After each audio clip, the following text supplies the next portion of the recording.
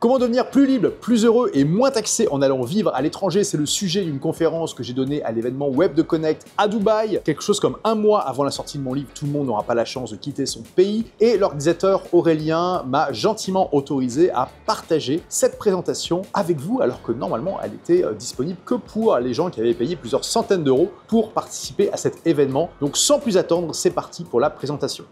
Comment devenir plus heureux et réduire vos impôts légalement en vivant à l'étranger. La personne qui va nous présenter cette conférence, moi ce que je vous conseille pas, c'est de le défier ou de le challenger. La dernière fois que j'ai eu le malheur de faire ça, je me suis retrouvé à 18 heures de vol d'ici, dans le nord-ouest des États-Unis, à Seattle, en plein milieu d'une forêt en cambrousse, sans rien à bouffer, sans rien à boire. On a fait un stage de survivalisme pendant 5 jours avec Olivier, c'était assez incroyable. Et à la base, ça part d'une soirée un peu arrosée, donc ceux qui boivent de l'alcool, surtout, ne buvez plus d'alcool.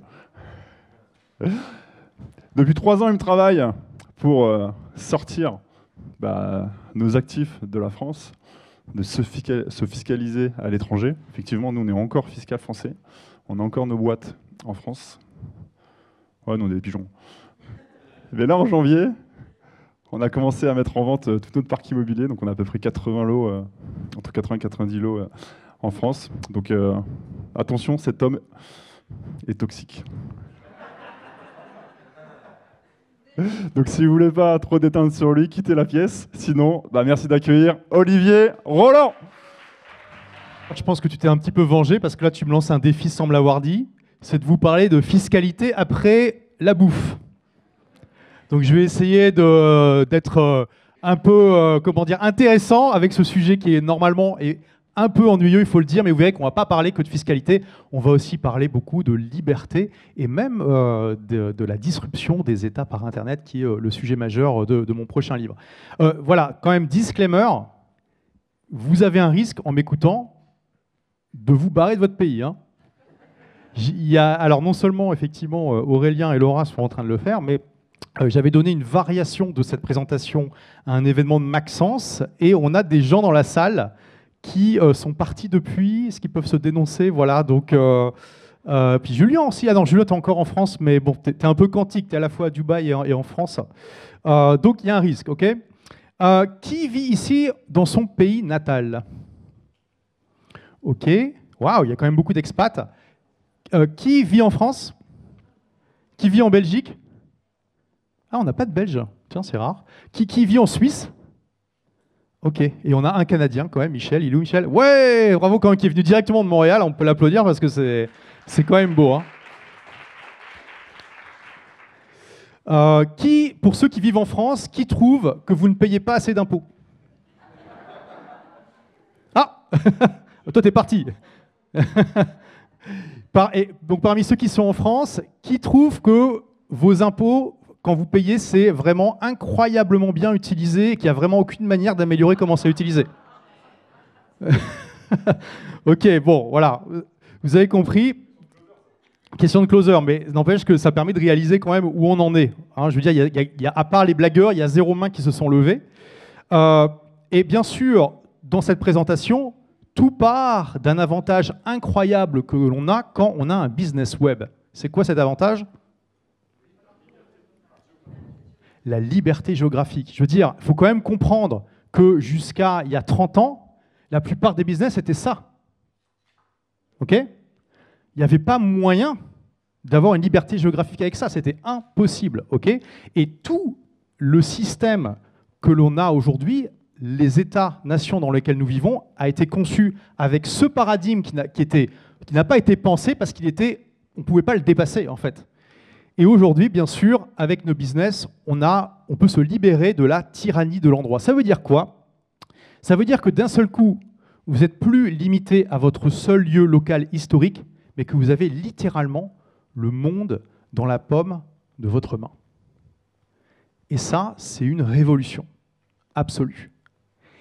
Et je vais vous expliquer pourquoi, à mon avis, c'est plus intéressant de partir aujourd'hui, pourquoi c'est plus risqué de rester dans notre pays d'origine. Et aussi, c'est important, il n'y a pas que des raisons fiscales de vouloir vous expatrier. Qu'est-ce qu'il y a par exemple comme raison?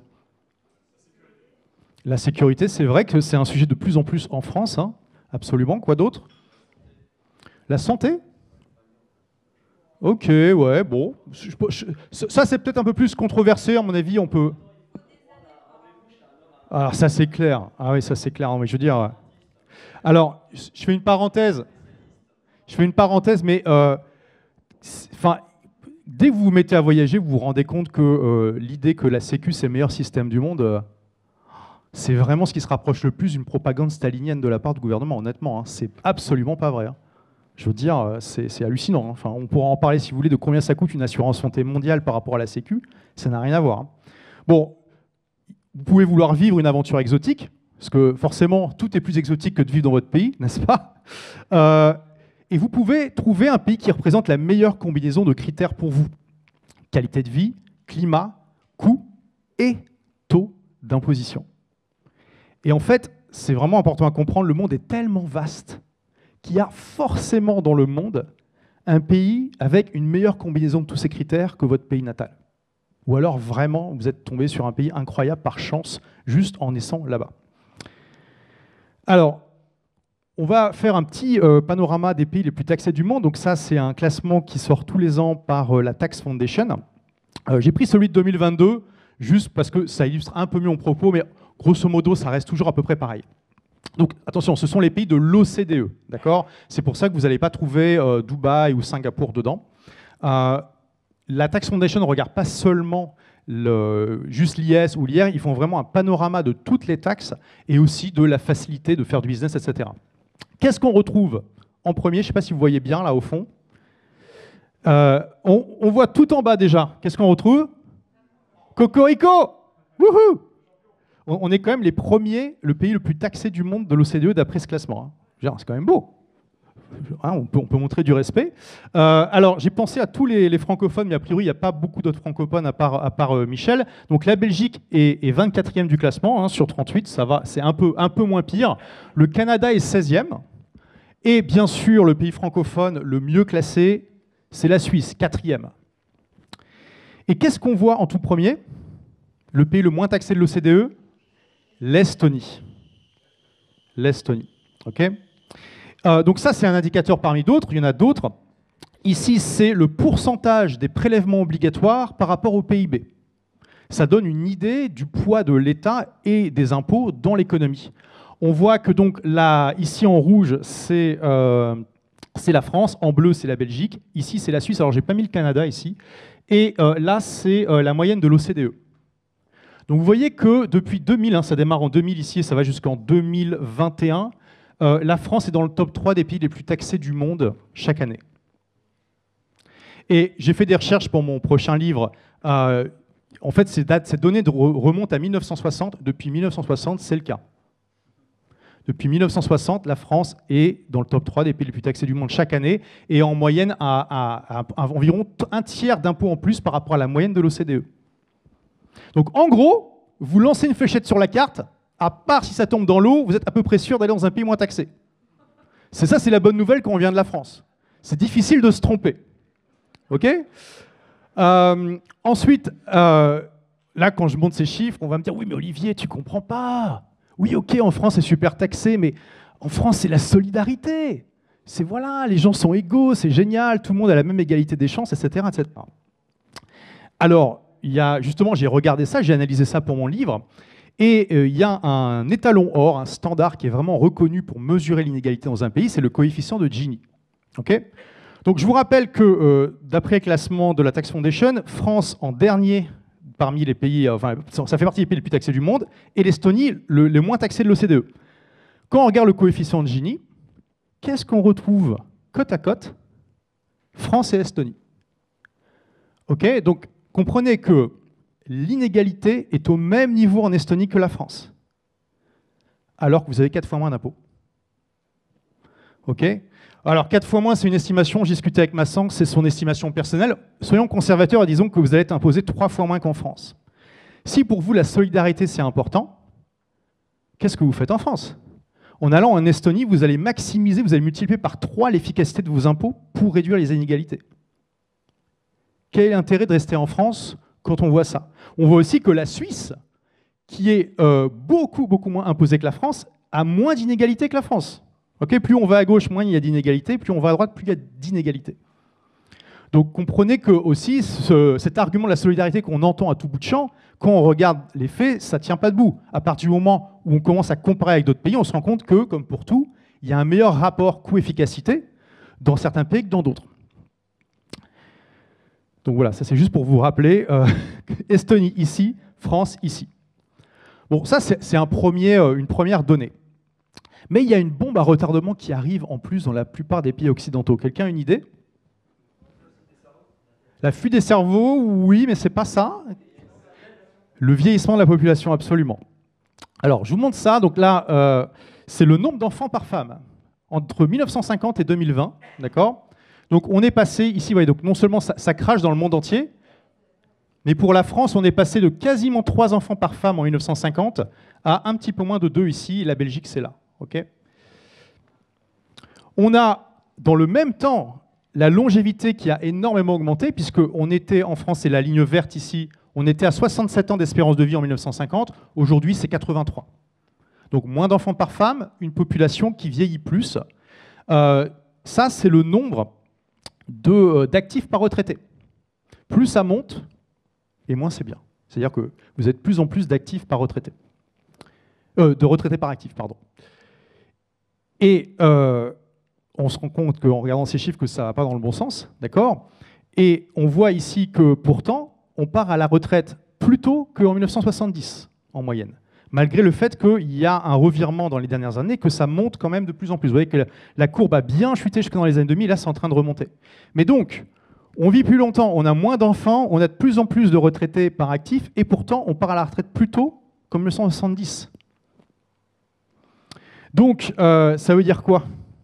Ça veut dire que ça ne va pas dans le bon sens et que déjà qu'on ait un taux de prélèvement obligatoire qui est absolument démentiel en France, ça va aller de mal en pis. Okay, parce que qu'est-ce qu'il y a comme solution du coup pour endiguer ça? Quand vous voyez que vos données démographiques, ça va vraiment dans le mauvais sens? Ouais, d'accord, on part à la retraite plus tard. On voit à quel point c'est difficile de faire ça en France. Hein.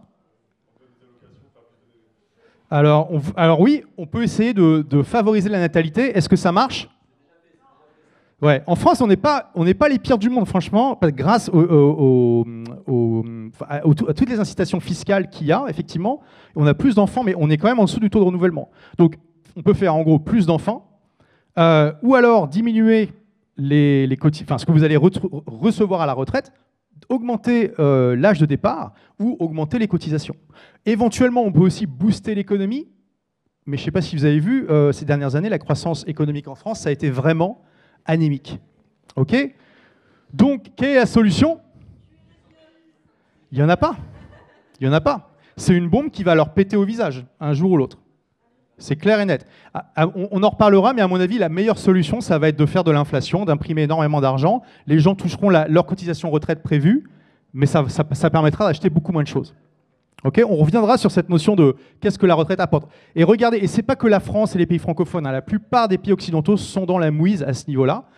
Ici, on voit, c'est juste pour vous montrer à quel point l'État-providence a vraiment pris de l'ampleur à partir du XXe siècle. Vous voyez, ça c'est les dépenses sociales par rapport en pourcentage du PIB. En 1800, à la fin du 19e siècle, on était en gros à 2%. Et là, vous voyez un petit peu à quel point ça a absolument explosé au XXe siècle.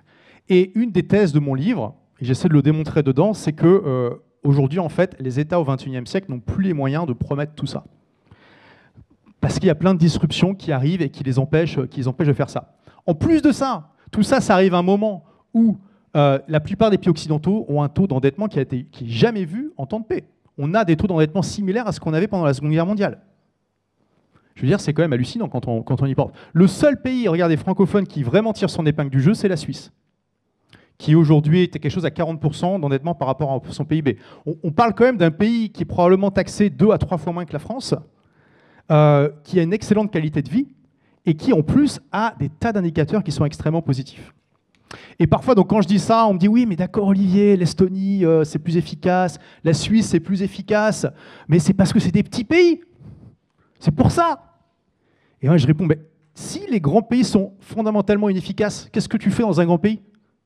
C'est quoi l'intérêt de vivre dans un truc fondamentalement inefficace? Si les petits pays sont plus efficaces, va dans un petit pays. Et qu'est-ce que j'essaie de faire en semant un petit peu les graines comme ça? C'est que quand vous commencez à avoir une démarche internationale et de comparer les pays entre eux, soudainement, il y a plein d'angles morts qui se débouchent et ça vous ouvre vos chakras, justement. Une des thèses majeures aussi de mon prochain livre, c'est qu'en fait, on passe d'un moment où on était d'une époque où on était tributaire, on était victime d'un monopole d'un service de gouvernance, c'est-à-dire qu'on avait un État qui nous proposait un service de gouvernance et on ne pouvait pas le quitter. On rentre dans un marché où en fait on a un marché capitaliste, où on a un marché de juridictions qui se battent pour nous attirer en nous proposant les meilleures conditions possibles. Et c'est la même transformation que les gens qui vivaient dans les pays d'Europe de l'Est et qui sont passés du communisme au capitalisme. D'un seul coup, au lieu de faire 1 heure pour aller chercher leur baguette qui était d'une qualité moyenne, ils peuvent aller au supermarché et là, il y a 25 différentes qualités de pain qui les attendent. Le proverbe, c'est le communisme, vous faites la queue pour aller chercher votre pain. Capitalisme, c'est le pain qui vous attend en rangée. Okay, donc là, c'est la même chose. En fait, on passe d'un État où on ne peut pas choisir son fournisseur de gouvernance à un État où on peut le choisir dans un marché où il y a une véritable compétition et qui incite les pays à vous proposer d'excellentes conditions. Bon, juste pour montrer un petit peu l'état de la France, ça, c'est l'équilibre des comptes du budget français depuis 1960. Au-dessus de la ligne rouge, ça veut dire qu'il y a un surplus. En dessous, ça veut dire qu'il y a un déficit. Vous savez quelle est l'année la dernière année où il y a eu un surplus dans le budget français? Absolument. Ça fait 50 ans que la France vit à crédit. Donc on peut se poser la question de est-ce que un système qui demande qu'on soit systématiquement endetté, qui n'est pas capable de rembourser ses dettes, est tenable sur le long terme? Vous en pensez quoi? Oui, non? C'est compliqué. Et là, ça s'arrête en 2020. Aujourd'hui, on est à 6% qui est prévu pour 2025. C'est une catastrophe. Une catastrophe. Donc ça, c'est la même chose pour les pays du G7. Hein. Grosso modo, la plupart des pays occidentaux sont ultra endettés. On n'a jamais vu ça dans l'histoire récente. Et juste pour bien marquer le coup, ça, c'est les pays du G7. Regardez. La courbe bleue, c'est la progression de la dette. La courbe rouge, c'est la progression du PIB. Le seul pays qui tire son épingle du jeu, c'est l'Allemagne. Okay, même pour les États-Unis, c'est une catastrophe.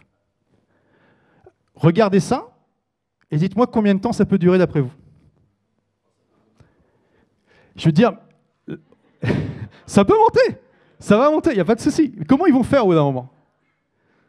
Donc, tendance générale, comment vont faire les pays occidentaux qui doivent gérer cette situation? Même où leur population vieillit et ils ont énormément de cotisations retraite qui arrivent et qui ne peuvent pas payer. Alors, il y a plusieurs solutions possibles pour eux. Déjà, il faut vous attendre, en gros, à payer de plus en plus d'impôts pour avoir de moins en moins de services. Il n'y a pas 3000 solutions, c'est ce qu'ils vont devoir faire. Mais ce n'est pas si facile pour eux d'augmenter les impôts parce qu'il y a une compétition mondiale aujourd'hui qui fait que l'IS, par exemple, est passé d'un taux moyen dans le monde de 47% en 1980 à 22% aujourd'hui. Donc ça a été divisé par 2, en fait, en 50 ans, en 40 ans. Donc c'est pas facile pour eux d'augmenter les impôts parce que ça fait fuir les gens. Donc ils sont vraiment dans la merde. Donc il faut s'attendre aussi à ce que l'endettement continue à augmenter. Hein, ça, je suis d'accord avec ça. Et qu'est-ce que ça a comme conséquence quand des pays déjà endettés continuent à s'endetter? Juste pour vous donner un exemple, en France, en 2022, le coût des intérêts de la dette, c'était 53 milliards d'euros. Je parle juste des intérêts, je ne parle pas de rembourser la dette. D'après vous, en 2022, combien a rapporté l'impôt sur les sociétés? 7? 50? Qui dit mieux, qui dit moins? 40 milliards. Donc tout ce que vous avez payé, pour ceux qui sont en France, en 2022 en impôt sur les sociétés, c'était pour rembourser une petite partie, 80% des intérêts de la dette. Ouais, voilà. Donc, voyez un petit peu. Et on ne parle pas de rembourser la dette, on parle de payer les intérêts. OK ? En gros, on est arrivé à un point où dans la plupart des pays occidentaux, ça paraît vraiment illusoire qu'ils arrivent un jour à rembourser leurs dettes. Il faut quand même s'en rendre compte. Donc, ça a quoi comme conséquence ? Inflation, austérité, donc plus d'impôts, moins de services, fuite en avant. En gros, c'est déjà la cata, et à mon avis, ça ne va pas s'améliorer. Il faut avoir un regard lucide sur la situation. Vous avez le droit de faire l'autruche si vous voulez, mais dans les faits, dès qu'on regarde les chiffres, c'est une catastrophe. Et la France est un des pires pays dans le monde à ce niveau-là. Il faut le dire. Ce n'est pas le pire, mais c'est un des pires. Et pourquoi inflation ? Parce que la seule manière vraiment que les pays vont avoir pour rembourser leurs dettes à un moment, c'est de créer en masse de l'argent, d'imprimer des milliards et des milliards et des milliards, de rembourser leurs dettes avec ça, mais du coup, ça va juste créer une inflation qui peut être très forte, et ça va juste spolier en fait, les gens, surtout ceux qui ne sont pas investis. Et donc, tout ça, ça arrive en même temps que énormément de disruptions arrivent qui sapent les fondamentaux même des États.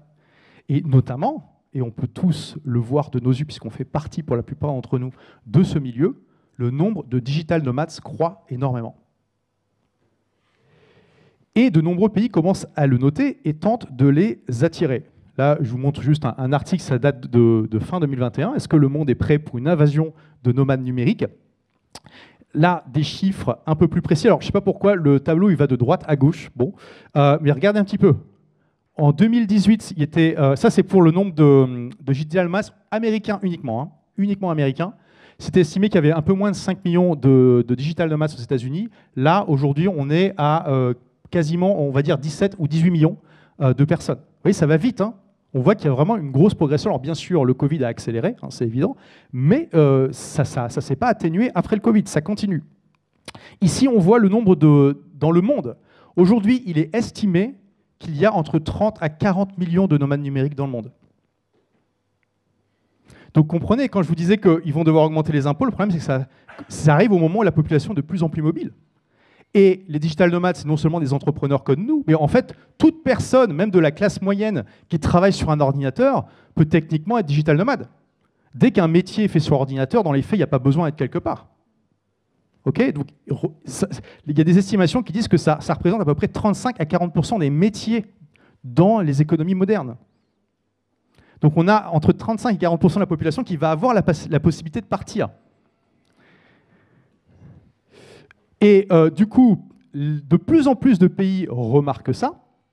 Le premier visa pour digital nomade, vous savez quand est-ce qu'il est sorti? Quelqu'un a une idée?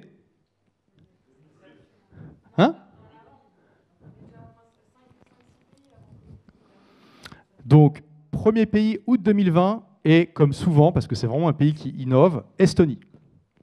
Okay, en sachant que pour les Européens parmi vous, c'est-à-dire à peu près tout le monde, vous n'avez pas besoin de visa pour aller en Estonie. Okay, mais ça, c'est pour attirer les gens qui ne sont pas européens et qui voudraient aller là-bas.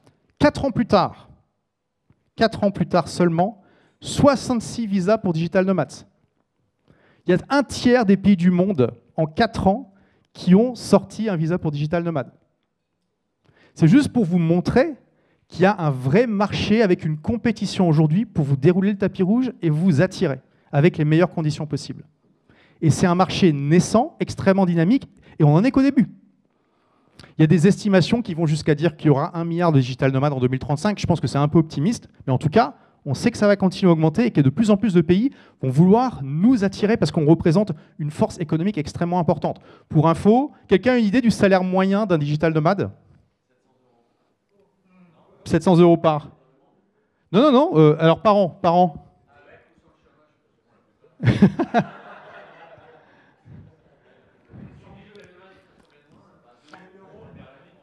Alors, le salaire moyen digital nomade dans le monde en 2024, c'est 120 000 $ par an.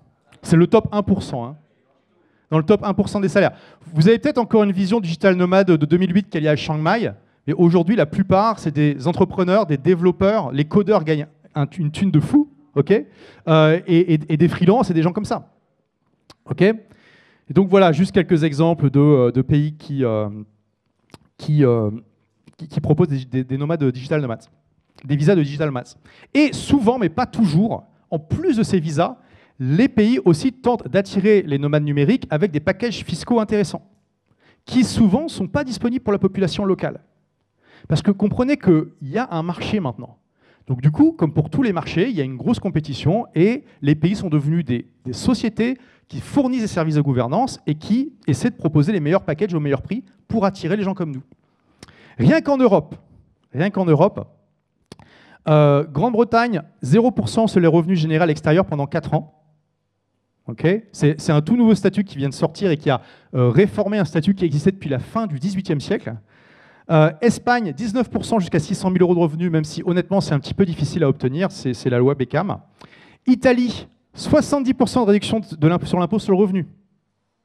90% à certaines provinces du Sud. On parle quand même, l'Italie à la base, bon, déjà c'est la civilisation, super climat, super qualité de vie, les impôts sont horribles, mais avec ça c'est déjà beaucoup plus intéressant. Croatie, 10% d'impôt sur les sociétés si le chiffre d'affaires est inférieur à 995 000 €. Vous pouvez même avoir 0% dans certaines conditions avec le statut de digital nomade, y compris pour l'impôt sur le revenu. Pareil, qui est déjà allé en Croatie, je veux dire, c'est pas Bagdad, hein. Ça va, hein. On est dans l'Europe, il y a une belle qualité de vie, c'est magnifique. Malte, ça j'avais fait valider avec Maxence, 0% d'impôt sur le revenu général étranger non transféré à Malte, 15% sur les revenus étrangers transférés à Malte, ce qui est quand même correct, 0% d'impôt sur les plus-values faites à l'étranger, 0% de droit de succession, 5% d'IS, en fait en théorie c'est 35, mais dans les faits c'est 5, ça va. Après il faut aimer Malte, hein, c'est encore autre chose, mais en tout cas vous êtes en Europe, dans la civilisation, et vous avez un taux d'imposition très faible. Chypre, où il y a beaucoup d'Allemands, je ne sais pas pourquoi, mais il y a plein d'Allemands à Chypre, 0% d'impôt sur les revenus, dividendes, intérêts reçus de l'étranger. Possible pendant 17 ans après votre installation. Ça vous laisse un petit peu le temps de voir venir. IS de 12,5%, qui est un des plus bas d'Europe. Et dans le reste du monde, bien sûr, Dubaï, 9% d'IS, ça c'est arrivé l'année dernière, avant c'était 0, avec quand même les 100 000 premiers euros de bénéfices qui sont exonérés, 5% de TVA, tout le reste à 0, et beaucoup de pays d'Amérique avec une taxation territoriale qui permet d'avoir 0% avec une NLC américaine. Donc il y a le Costa Rica, le Panama, le Nicaragua et plein de pays comme ça qui sont juste des pays avec des paysages de rêve et avec une excellente qualité de vie. En l'occurrence, le Costa Rica, c'est quand même assez populaire. Qui est déjà allé au Costa Rica? Voilà. Donc, d'ailleurs, Maxence, tu as une villa là-bas maintenant, voilà, tu es quasiment résident. Donc il faut savoir qu'en théorie, par contre, ici, si vous créez une LLC américaine et que vous la gérez du Costa Rica ou du Panama, normalement, vous devriez payer des impôts dessus parce que vous la gérez de là-bas. Mais dans les faits, cette règle n'est pas appliquée. Okay. Île Maurice, 15% d'IS, 20% d'IR au maximum, 0% pour les revenus généraux extérieurs et pas amenés sur l'île. Donc voilà, ça c'est juste un petit aperçu. Il y a plein d'autres pays qui vous proposent des super conditions. En fait, il faut vraiment comprendre, il y a un changement de paradigme à effectuer. Le seul pays dans le monde qui vous prend pour acquis, c'est celui d'où vous venez. C'est le seul. D'accord? Et sa situation, sauf exception, sauf si vous êtes suisse ou éventuellement estonien, tout ça, empire. D'accord? Donc il faut s'attendre à plus d'impôts, moins de services, alors qu'à côté de ça, vous avez des dizaines de pays qui se battent pour vous attirer, vous proposer le meilleur package possible, y compris en termes fiscaux. Donc quand on regarde rationnellement les choses, quel est l'intérêt de rester dans son pays natal? Alors on va me dire qu'il peut y avoir des raisons émotionnelles, il y a la famille, les amis, tout ça c'est vrai, mais d'un point de vue de consommateur rationnel, il y a plein de raisons de ne pas rester. Okay? Après on peut parler aussi du patriotisme, etc. Déjà on peut tout à fait aimer son pays et quand même vouloir partir, simplement parce qu'on ne souhaite pas contribuer à un système qui va littéralement droit dans le mur. Il y a plein de gens qui se sont enfuis de l'Union soviétique pendant l'Union soviétique. Ils n'étaient pas qu'ils n'aimaient pas leur patrie, c'est qu'ils n'aimaient pas le système qui avait été mis en place. Okay? Donc, il faut comprendre que dans les tendances à long terme, une part de plus en plus importante de la population va être mobile et pourra travailler n'importe où ou presque. De nombreux États seront motivés à mettre en place des conditions particulières pour attirer ces travailleurs. Et les États d'où viennent ces travailleurs auront de plus en plus de mal à lever l'impôt. Okay? Je vais revenir là-dessus, c'est important. Parce que non seulement ils sont dans la merde, mais ça va aller de pire en pire. Et en plus, là, je fais vraiment une parenthèse sur le sujet, mais la blockchain, les crypto-monnaies, c'est aussi en train de rendre les États moins importants sur certaines choses. Les cryptos, ça permet littéralement de séparer la monnaie et l'État, et on en voit les premiers signes aujourd'hui. Donc, je rappelle en même temps, le système des retraites, c'est une bombe à retardement. Le niveau d'endettement des pays occidentaux, c'est un niveau incroyable, et ça empire d'année en année. Quelqu'un a une idée de les 10% les plus riches en France? Donc, Maxence, tu n'as pas le droit de répondre parce que je sais que tu sais. Les 10% les plus riches en France, quel est le pourcentage d'impôt sur le revenu qu'ils payent? C'est-à-dire sur tout l'impôt sur le revenu qui est récolté en France, les 10% payent quel pourcentage de ça? 80, 70, 20, 10? Hein? 1%? Ok. 10% des foyers fiscaux, les foyers fiscaux les plus riches payent 70% de l'impôt sur le revenu. Et, regardez, c'est marqué, attendez, c'est marqué quelque part ici, les 2% les plus riches, payent 40% de l'impôt. C'est marqué quelque part, bref.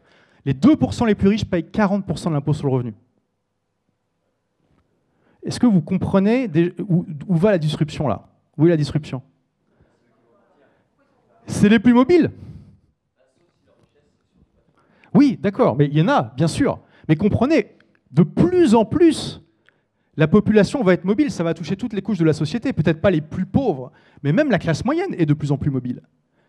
Donc, et c'est eux qui payent l'essentiel des revenus. C'est eux que, en général, les gouvernements essaient d'imposer. Mais ils sont extrêmement sensibles à tout ça. Ils sont les premiers à partir. Et on le voit bien. Regardez autour de vous. On est dans ce milieu-là. D'accord? Et ça, c'est juste l'impôt sur le revenu. En général, ils payent aussi une majorité de la TVA et de l'IS parce que beaucoup d'entre eux sont entrepreneurs. Et puis, c'est eux qui achètent le plus de trucs. Donc, vous comprenez que si une minorité de ces gens-là part, ça fait s'effondrer le système complètement. Donc, le corollaire de ça, c'est quoi? Et on en voit les signes aujourd'hui. Les États vont être de plus en plus tentés de réduire la liberté de se déplacer de ces gens-là. Les États vont être tentés d'empêcher ces gens de s'enfuir. Okay, ils vont créer un mur de Berlin pour empêcher les plus riches de partir. Un mur de Berlin fiscal, hein, ce ne sera pas un vrai mur, okay, mais exit tax, impôt sur la nationalité, on le voit en France qu'il y a ces débats en ce moment-là. Et c'est dans le cas dans la plupart des pays occidentaux. Donc en gros, les États vont avoir deux grandes voies pour gérer ces disruptions. Un, la voie de la réduction des libertés et du contrôle via la régulation, l'IA et le numérique, ce que a montré la Chine. D'accord, la Chine, c'est vraiment l'arc ennemi. D'accord, c'est vraiment l'ennemi numéro 1 des amoureux de la liberté. Interdiction des crypto-monnaies, exit tax, imposition sur la nationalité, accord avec les pays. Tout ça, c'est possible. Je ne dis pas que les pays occidentaux vont devenir comme la Chine. D'accord, je veux dire qu'ils vont être tentés, on le voit, ils sont tentés de plus en plus d'aller vers ce modèle-là. Et la deuxième voie, c'est la voie de la liberté, qui probablement va être celle qui apportera le plus de richesse à l'humanité à terme. On le voit par rapport aux pays qui ont essayé de résister aux disruptions causées par certaines innovations comme l'imprimerie par exemple, mais qui affaiblira les États-nations. En gros, c'est soit, ok, j'essaie de contrôler de plus en plus ma population, de la réguler de plus en plus, de la monitorer de plus en plus, soit je comprends qu'il y a un changement de paradigme et que mes citoyens ne sont plus des contribuables mais des clients. Et que je dois fournir un bon rapport qualité-prix dans mes services de gouvernance. Et ça, c'est un changement de paradigme absolument profond. Et il y a des pays qui vont vraiment avoir du mal à le faire. Et je pense que la France, c'est un des pires, étant donné la culture qu'il y a dans l'administration de manière générale. Question importante. Combien d'impôts vous payez en pourcentage de vos revenus en France, grosso modo? Quelqu'un a une idée? Ça dépend comment on calcule, ok? Donc, comment tu calcules? Quand tu prends tout. 70, 75, 80, ok. Bon. Alors déjà, avant de vous donner les chiffres, il y a deux manières de compter. La manière la plus classique, c'est le pourcentage. Okay, mais il y a un autre mode de calcul que je trouve personnellement plus parlant, c'est combien de jours vous travaillez dans l'année pour l'État. Si vous payez 0% d'impôts, vous travaillez pour vous dès le 1er janvier. Si vous payez 50% d'impôts, vous travaillez pour vous à partir du 1er juillet. Si vous payez 100%, bah, vous travaillez toute l'année pour l'État. Okay, donc là, je vous donne le taux réel pour un entrepreneur en France. Okay, alors, Je vais essayer de cacher les chiffres là. Bon, je ne vais pas y arriver. On prend 100 000 € de bénéfices pour l'exemple. D'accord? Et on admet qu'on se verse tout en salaire. J'ai utilisé le calculateur de l'URSSAF, hein, donc c'est des chiffres très officiels, 2024. On voit déjà qu'il y en a 43% qui partent dans les cotisations sociales. Boum! Après, vous avez l'impôt sur le revenu, ça vous prend 18% de ce qui reste. Et après, alors ça, on le prend rarement en compte, mais il y a toutes les taxes diverses, essence, habitation. Sur l'essence, vous vous faites défoncer. Hein. Et sur plein d'autres choses. Et après, vous avez la TVA. Alors, c'est approximatif, il y a des produits à 5%, d'accord, dans tout ce qui est nourriture, etc. Mais en gros, si on prend tout en compte, vous vous retrouvez avec un taux d'imposition réel de 67%. Donc, vous travaillez pour l'État du 1er janvier au 1er septembre. Donc, tous ceux qui sont en France, là, tout ce que vous faites en ce moment, là, c'est pour l'État. Et c'est qu'à partir du 1er septembre que vous allez pouvoir commencer à gagner de l'argent pour vous. OK ? Alors, bien sûr, ce n'est pas la manière la plus efficace de se verser de l'argent en France. Donc, je vous donne l'exemple avec des dividendes, où là, c'est un peu moins pire. Bon, là, du coup, comme ça ne rentre pas dans les charges, il y a de l'IS à payer. OK, ça donne ça avec les tranches. La flat tax a pas mal amélioré la chose, même s'il y a plein de gens en France qui aimeraient la faire sauter. Mais bon, ça, c'est ce que je vous disais, ça, les impôts vont probablement augmenter. Donc là, on arrive à seulement 59% d'imposition. Et vous travaillez pour l'État du 1er janvier au 4 août. Donc, voilà. En sachant qu'on pourrait aussi décider d'intégrer la TVA ici. OK, ça, c'est un choix. Et là, du coup, ça rajoute un bon 10% à tout. Hein. Donc, on peut se retrouver à 70% avec l'exemple précédent. Bon, je passe ça. Alors, à la limite, on pourrait se dire, bon, OK, je me fais défoncer en France, c'est pas nouveau, on le savait. Mais bon, voilà, si derrière, les services sont incroyables, à la limite, pourquoi pas? Donc, est-ce que l'État fait un bon job avec tout cet argent qu'on lui donne? Ben, on va examiner ça avec la performance du système de retraite. OK? Donc là, je me base sur les cotisations retraite en France en 2024 par rapport au fait d'investir la même somme dans un tracker, un ETF World. OK? Donc c'est un actif très diversifié, plus de 1400 entreprises dans des dizaines de pays. Historiquement, il a fait 9,91% par an depuis 1978. OK? Et là, pour mes calculs, je vais prendre 8% pour être conservateur. Ça fait une différence énorme hein, à la fin. Et j'ai calculé en utilisant, pareil, le simulateur de l'URSSAF. Donc là, on a pour un employé au SMIC, il va cotiser 254 280 € sur les 43 ans de cotisation de sa vie, okay, dans les deux cas. Dans le cas de la retraite en France, au bout de 43 ans, il y aura 0 de capital, puisqu'il aura tout donné à l'État, et il aura une retraite de 931 € par mois. S'il avait mis la même somme dans un ETF World pendant 43 ans, il aurait eu 1 948 000 € de capital. Et en prenant donc, il y a une règle en investissement, c'est que si vous voulez prendre votre retraite à partir de votre patrimoine, vous en vendez 4% par an. C'est une règle qui fait que dans l'écrasante majorité des cas, on va dire 96%, 98%, vous allez pouvoir vivre de ce patrimoine sans que ça diminue. Eh bien, si on prend 4% par an, là, on passe à 6 500 € de revenus. Donc, un SMICAR, hein. Un SMICAR peut accumuler 2 millions d'euros de patrimoine et avoir 6 500 € de revenus en mettant la somme qu'il aurait mis dans le système de retraite dans un ETF World. Donc on passe de 930 € à 6 500. Là, je prends l'employé au salaire médian qui est 2 200 € en France, si je me rappelle bien. Pareil, on passe de 0 à quasiment 3 millions d'euros de patrimoine et de 1 300 € de retraite à 9 500 €. C'est de l'arnaque. C'est de la fucking arnaque. Il n'y a pas d'autre mot. Et ça, ces chiffres-là, 930 € de retraite, 1 300 € de retraite, c'est si tout va bien. Parce que là, c'est déjà pas à l'équilibre. Il faut déjà mettre de la thune en plus tous les ans parce que c'est plus à l'équilibre. Qu'est-ce qui va se passer dans 40 ans? Probablement que ça ne va pas être trop revalorisé au niveau de l'inflation et que du coup, on pourra acheter moins avec tout ça. Okay? Et ça, c'est un exemple typique de ce que le gouvernement fait comme performance avec votre argent. C'est des artistes, absolument. Je veux dire, quand vous voyez ça, comment rationnellement on peut vouloir cotiser à ça? Je veux dire, mais même on peut être de gauche et comprendre que les smicards peuvent être millionnaires à la fin de leur vie. Enfin, c'est du délire. Alors bien sûr, le point de débat, c'est est-ce que si on laisse à un smicard la possibilité d'investir par lui-même, il le fera bien? Ça, c'est un autre point de débat. Okay, mais on devrait au moins pouvoir laisser la possibilité aux gens de choisir et pas leur imposer un système qui est si manifestement inefficace. et qui va en plus droit dans le mur, clairement. Donc, c'est juste un exemple, hein. On aurait pu passer sur plein d'autres trucs, plein d'autres exemples de gaspillage du gouvernement. Si vous allez à Dubaï, juste pour vous donner une idée, du coup, vous allez passer grosso modo de 64% de taux d'imposition à environ 10%. Ok, bon, ça peut varier en fonction de votre cas. Donc votre revenu net, il va passer de 36% de votre bénéfice à 90%. Donc il faut comprendre qu'un an passé à Dubaï, c'est équivalent à 2,5 ans en France en termes d'accumulation de patrimoine. Donc pour être clair, vous passez 3 ans à Dubaï, ce qui je pense, enfin il y a pire dans la vie, hein, ça vous fait l'équivalent de 7 ans et demi en France d'accumulation de capital. Et le ratio est encore meilleur si on prend en compte les intérêts composés, parce que cet argent que vous gagnez, vous allez l'investir immédiatement de manière intelligente, plus intelligente que l'État français, et ça va vous rapporter beaucoup plus sur le long terme. D'après mes calculs, moi, ça fait un peu plus de 6 ans et demi que je suis à Dubaï, en sachant que donc moi j'ai bénéficié d'un taux à 0,0 pendant des années, hein, parce que l'IS à 9% est arrivé l'année dernière. J'estime que ces 6 ans et demi passés à Dubaï, c'est équivalent à 25 ans passés en France en termes d'accumulation de capital.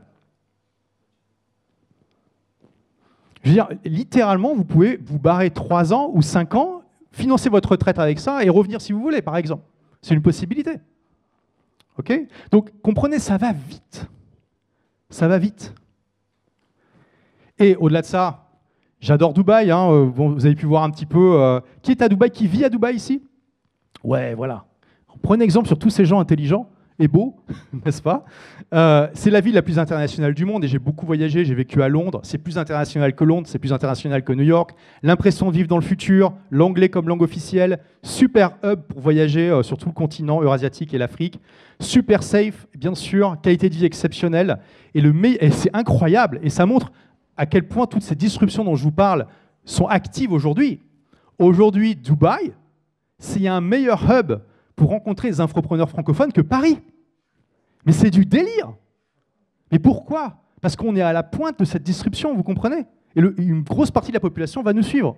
Et il n'y a même pas besoin que ce soit une grosse partie, juste un petit pourcentage, et le système va s'effondrer. Vous comprenez ?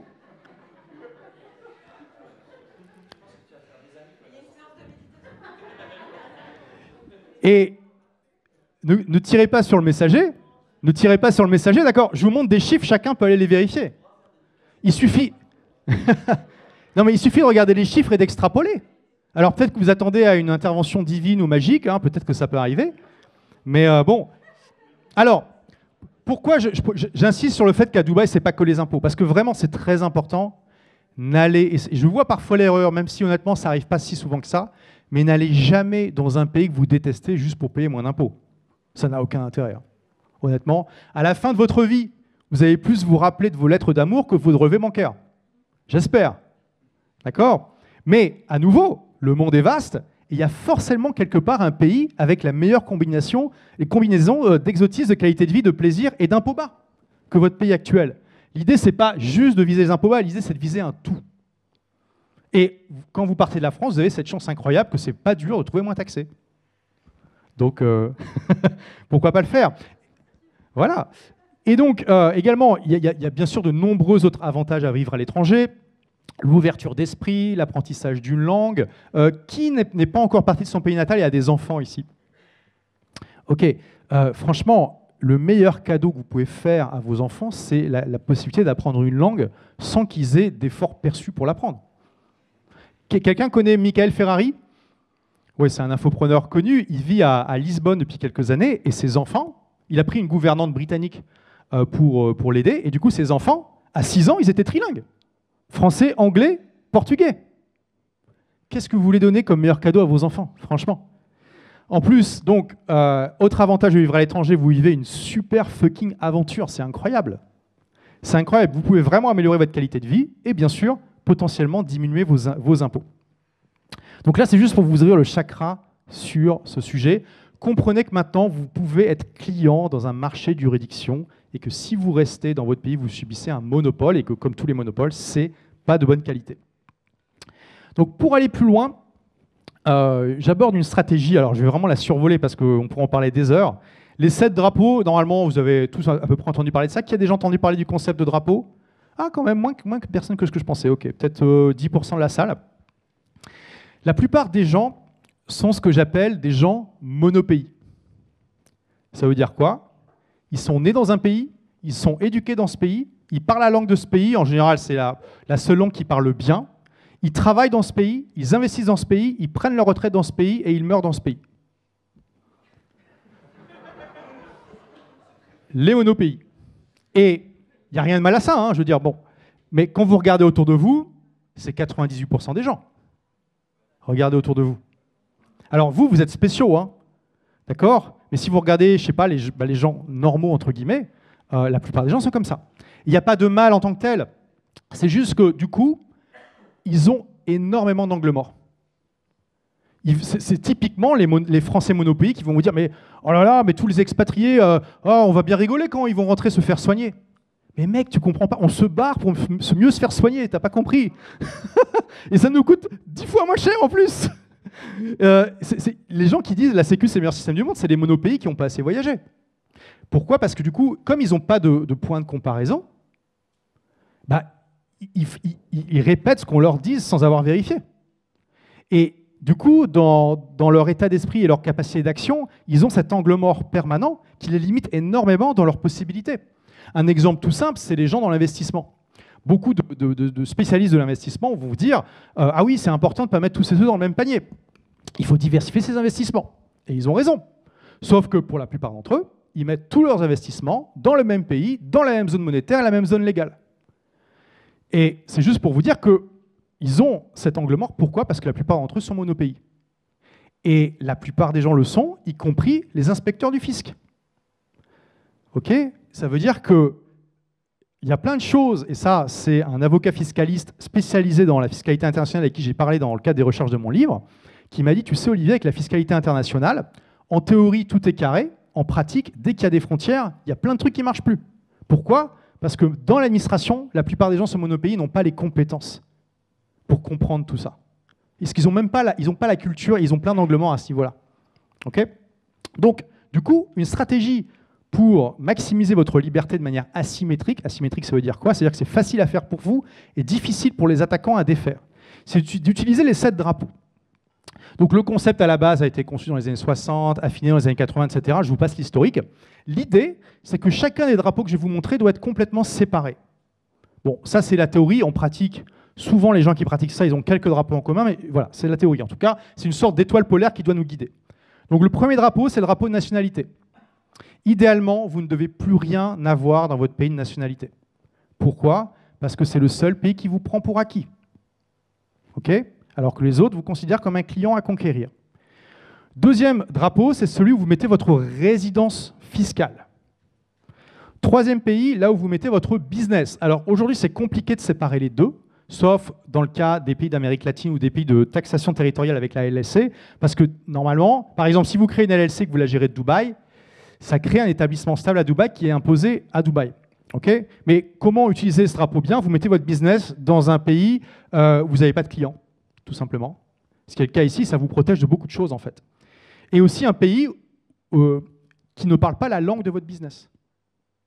Parce que pour que l'administration ici, émirati, vienne vous embêter, il faut déjà qu'ils tombent sur votre contenu, et comme c'est en français, ils ne vont pas le comprendre, donc ça ne les intéresse pas. Vous voyez, rien que ça vous crée une protection asymétrique.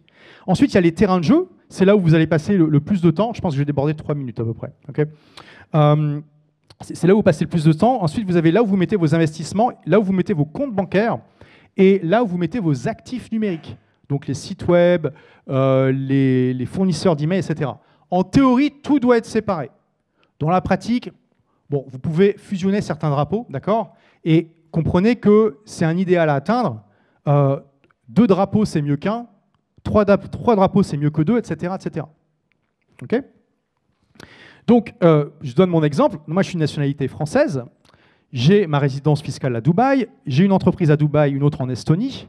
Terrain de jeu partout dans le monde, j'adore voyager. Le terrain de jeu, c'est probablement le drapeau qui, pour moi, est le plus facultatif. C'est vraiment pour les gens qui sont un peu parano par rapport aux États. Parce que l'idée, en fait, c'est d'aller dans des pays, de vivre dans des pays où l'administration ne vous connaît pas, en fait. Tout simplement. Vous vivez comme un touriste. Parce qu'en fait, quand on regarde qui sont les mieux traités dans un pays, c'est les touristes. Ils ont accès à tout, sauf qu'ils ne payent pas d'impôts. Donc c'est eux les clients, en fait, vous comprenez? Mais bon, ça c'est facultatif. Moi, je vis 6 mois par an à Dubaï, j'adore ça. Les investissements, j'en ai en Irlande, au Canada, aux États-Unis. Actifs numériques en Islande, en Suisse, aux États-Unis, et des comptes un petit peu partout. Bon, là, j'avais d'autres exemples, je passe rapidement. Alors, c'est quoi l'intérêt de faire ça?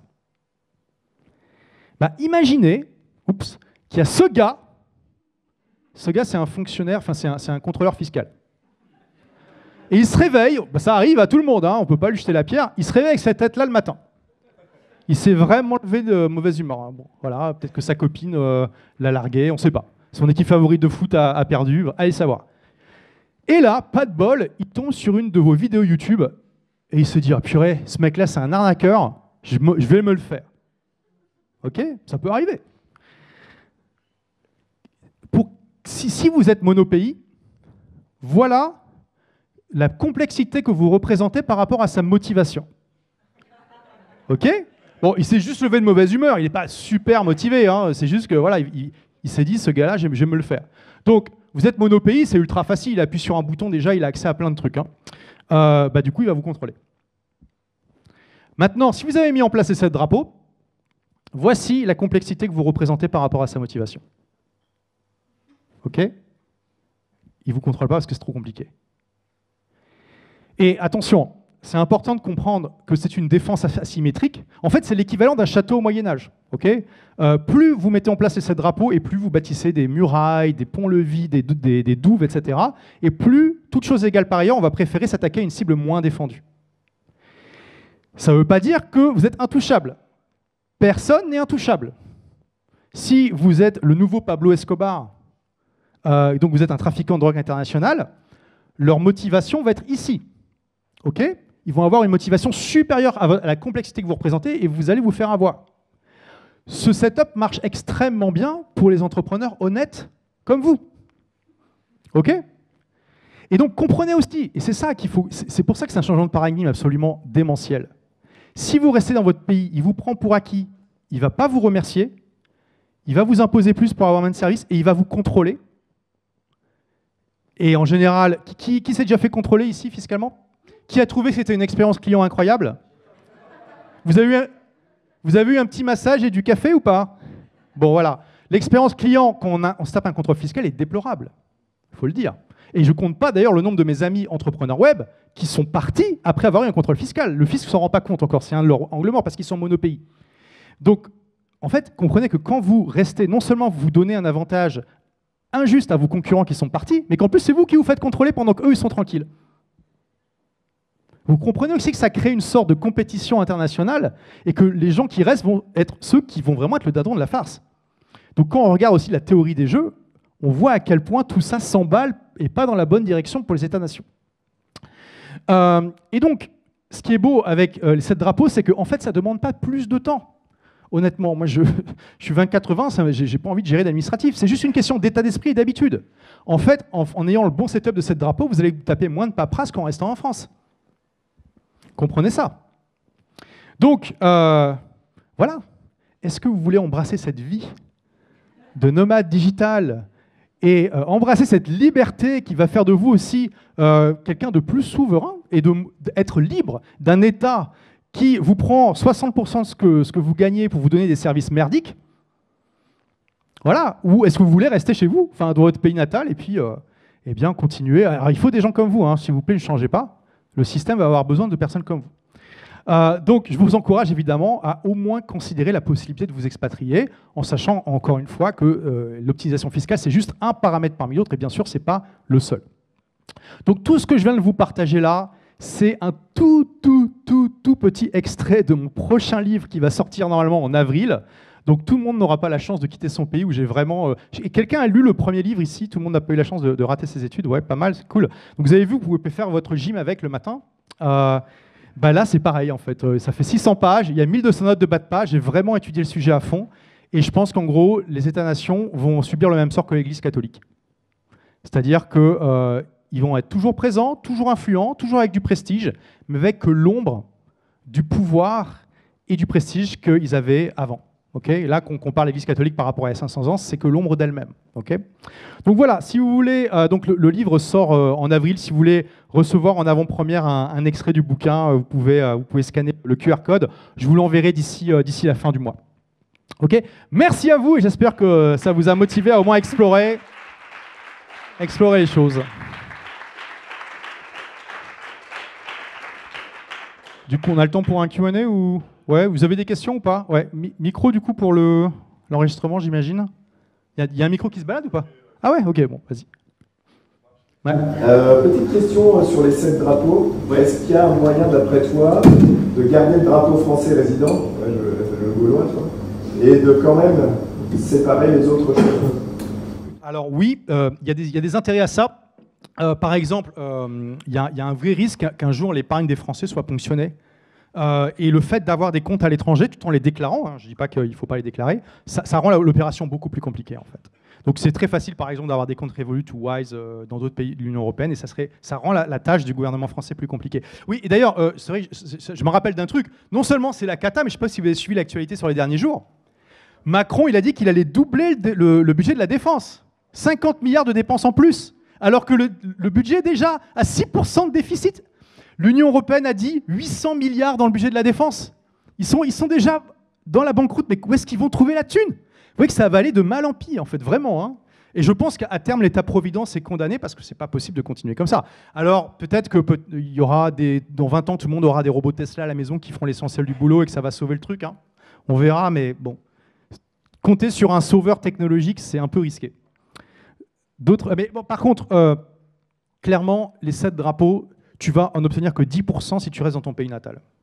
Donc vraiment, et c'est vraiment la question numéro 1 des débutants, j'ai envie de dire. Mais en fait, il n'y a rien de définitif. Qu'est-ce qui vous empêche de partir 6 mois et de voir si vous kiffez ou pas? Vous pouvez revenir si vraiment... Il n'y a pas de problème. Il y a de vraies raisons émotionnelles de vouloir rester en France ou en Belgique. C'est clair. Je ne dis pas que tout le monde doit partir, d'accord? Mais au moins tester, soyez des bons sceptiques. Question là sur les 7 drapeaux, tu dis ton activité en dehors de ta zone de résidence. Le business, tu veux dire? Oui, mais je dis que c'est compliqué aujourd'hui. Ah, parce qu'il y a une activité économique qui doit se faire dans le pays dans lequel tu as. Oui, absolument. Donc c'est pour ça. Ça, c'était la théorie avant. Aujourd'hui, c'est pour ça que je dis, c'est surtout mettez votre business dans un endroit où vous n'avez pas de clients avec une administration qui ne parle pas votre langue. C'est une manière de mettre le drapeau. Donc venir à Dubaï, moi par exemple, je ne respecte pas complètement les 7 drapeaux parce que ma résidence est à Dubaï et mon business est à Dubaï. Non, c'est vrai, c'est vrai. Enfin, c'est possible. Mais du coup, tu vas avoir un établissement stable de cette entreprise dans ton pays de résidence qui va payer les impôts dans ce pays de résidence. Ouais, vas-y. Oui, le terrain de jeu. Honnêtement, c'est le drapeau que vous pouvez oublier le plus. C'est pas le plus important. Dans la théorie, vous passez le moins de temps possible dans votre pays de résidence fiscale. C'est parce que les gens qui ont conçu ça, ils sont assez parano par rapport au gouvernement. Ils veulent ne vivre que dans des endroits où ils ne sont pas enregistrés. Okay, parce que quand tu es touriste, tu es juste enregistré au départ et à l'arrivée. Okay, au départ et à la sortie. Ouais. Donc, l'administration ne te connaît pas. Et c'est comme ça en fait, que tu as le meilleur service, parce qu'on ne va pas t'emmerder. Oui, voilà. On peut aussi envisager d'être un digital nomade complet et de ne pas avoir de résidence nulle part, ça c'est possible. Hein. Mais honnêtement, vous ne prenez pas la tête avec ça, ce n'est pas le plus important. Oui, et après Sébastien. J'ai une question juste pour comprendre. Il faut que Viviane Desancourt et Bernard Arnault, qui sont quand même les Français les plus riches du monde, vivent en France. Enfin, c'est vraiment juste pour... Oui, mais tu vois, il y a toujours des exemples et des contre-exemples.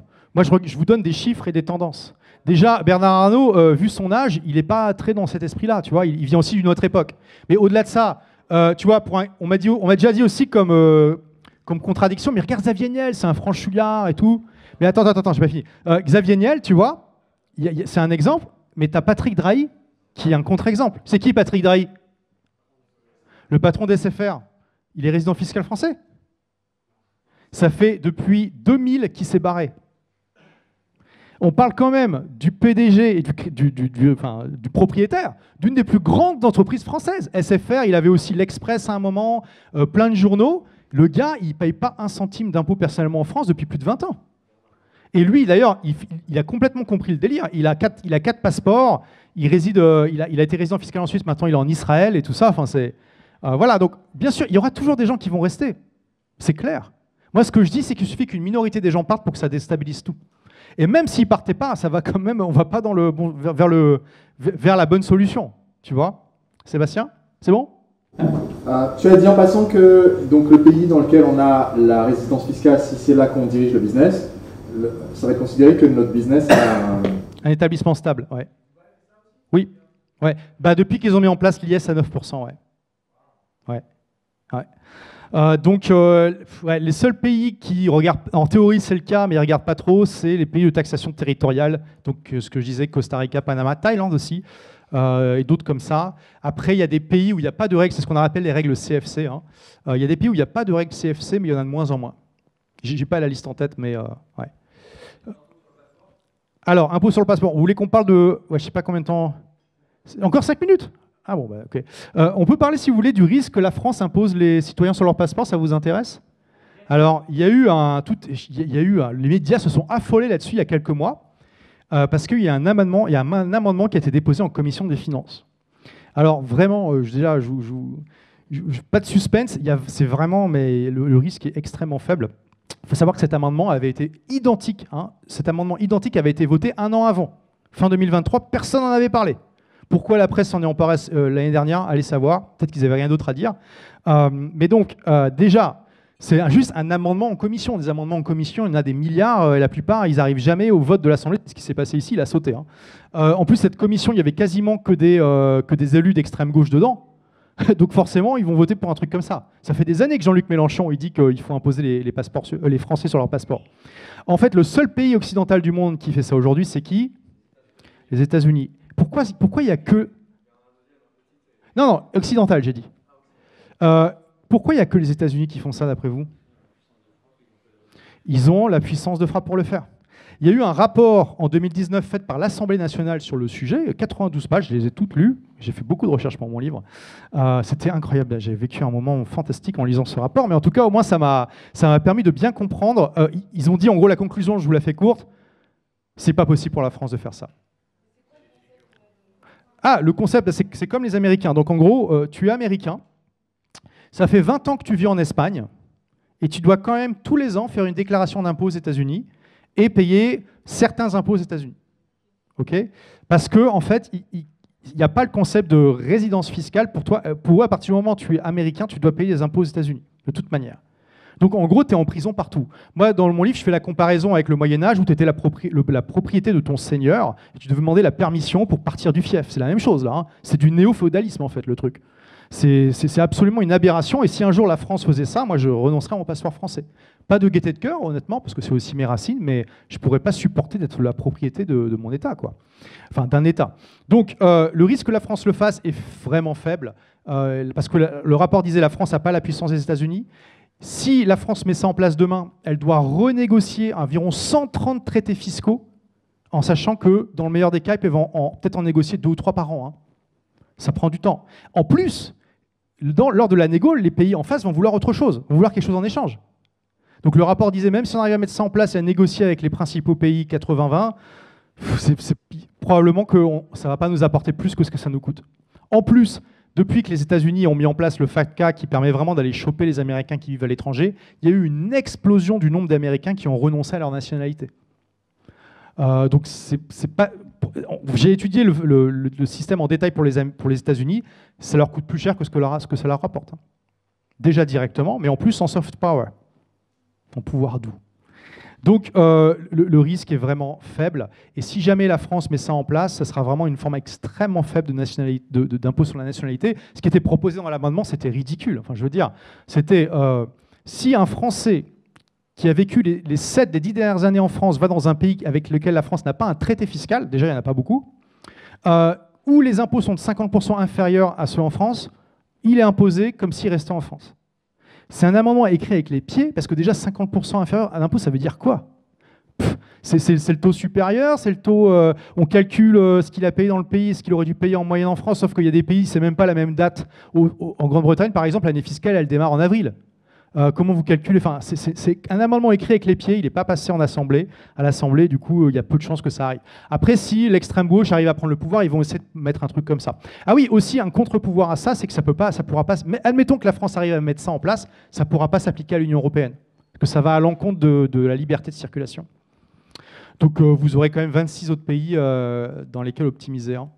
Et en plus, vous pourriez aller vivre dans un autre pays européen, choper le passeport de ce pays, renoncer à votre passeport français, avoir le droit de vivre et travailler en France, et sans être... donc honnêtement, le risque que ça arrive est faible, faible, faible.